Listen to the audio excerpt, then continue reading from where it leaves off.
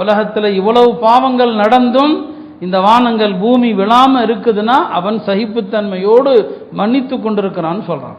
இந்த ஆயத்தை ஓதும் போது ஒரு சம்பவத்தை படித்தேன். இன்னல்லாஹ் யும்சிகு ஸமாவாத், வானத்தையும் பூமியும் அல்லாஹ் தான் பிடிச்சு வச்சிருக்கிறான்னு சொல்லி.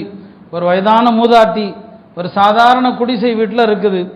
அந்த குடிசையே விழுந்து விழக்கூடிய அளவுக்கு மோசமான குடிசை. அந்த அம்மா அந்த குடிசையை செப்பனிடுறதுக்கு கூட அந்த அம்மாட்ட வசதி இல்லை. இப்போ பயம் ஒரு பக்கம். அப்புறம் அந்த அம்மா யோசிச்சுதான் இந்த ஆயத்தை, வானத்தையும் பூமியும் அல்லாஹ் தான் பிடிச்சி வச்சிருக்கிறான் விழாம. இந்த ஆயத்தை படிச்சதும் அந்த அம்மா நினைச்சுதான், இவ்வளவு பிரம்மாண்டமான வானத்தையும் பூமியையும் அது நகராமல் பிடித்து நிறுத்துகிற ஆற்றல் என் ரப்புக்கு இருக்குதுன்னு சொன்னா, இந்த பலவீனமான இந்த கூரையையும் அல்லாஹ் தடுத்து நிறுத்த மாட்டான். அதனால தன்னுடைய பேர குழந்தையை அழைத்து ஒரு சீட்டில் இந்த ஆயத்தை எழுதிச்சு அந்த அம்மா. எழுதி அந்த பையனை கொண்டு போய் எங்கெல்லாம் பலவீனமாக இருக்குதோ அங்கெல்லாம் இந்த பேப்பரை வச்சிருன்னு சொல்லிச்சு. அவ்வளோதான். அந்த பையனுக்கு அதில் என்ன இருந்துச்சு, என்ன எழுதப்பட்டிருந்துச்சு என்றெல்லாம் தெரியாது. அந்த பேப்பரை வச்சதுலேருந்து அந்த கூரைக்கு ஒன்றுமே ஆகலை. அதுக்கப்புறம் அந்த அம்மா 20 வருஷம் இருந்துச்சு. 20 வருஷத்துக்கு அப்புறம் மௌத்தா போயிடுச்சு. மௌத்தான பிறகு அந்த பேரன் அவன் பெரியவன் ஆயிட்டான். யோசிச்சானா, இந்த வயசான கிழவி என்னதான் எழுதி கொடுத்துச்சு, எந்த காத்துக்கும் எந்த மலைக்கும் இந்த கூரை அப்படியே நகராம அப்படியே இருந்துச்சு, என்னதான் எழுதுச்சு அப்படின்னு அதை போய் எடுத்தான்ல, கூரை விழுந்துருச்சு.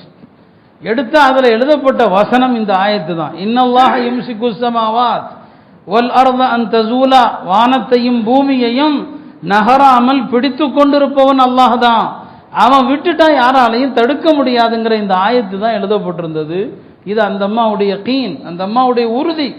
அப்போ இந்த வானம் பூமி இதெல்லாம் மனித விஞ்ஞானத்துக்கு முன்னால எல்லாம் தவிடுபடி ஆயிடும். இப்போ அரசாங்கம், மத்திய அரசாங்கம் சொல்லுது நாங்கள் ஏற்கனவே அலாட் பண்ணணும், அவங்க தான் கவனக்குறைவாக இருந்துட்டாங்க. அவங்க பதிலுக்கு சொல்கிறாங்க, நீ ஒரு வாரம் மழை பெய்யுன்னு சொன்ன, ஒரு வாரம் பெய்ய வேண்டிய மழை ஒரே நாளில் பெய்யும் நீ சொல்லலையே.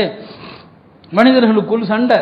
அப்போ மனிதனால எதையுமே முழுசாலாம் கண்ணிக்க முடியாது. மனிதனுடைய விஞ்ஞானம் கொடுக்கிற திமிர் எல்லா ஆற்றலும் இருக்குது. எந்த ஆபத்தையும் தடுக்க முடியும்னு மனுஷன் நினைக்கிறான்.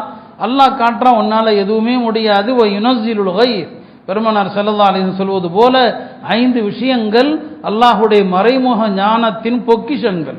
மஃபாத்திஹுல் கைபி ஹம்ஸுன், 5 விஷயம் அல்லாஹ்வுடைய மறைமுக ஞானத்தின் பொக்கிஷம். அதெல்லாம் அதுல ஒன்று, மழை எங்க எப்ப பெய்யும் யாருக்குமே தெரியாது. புரியுதா?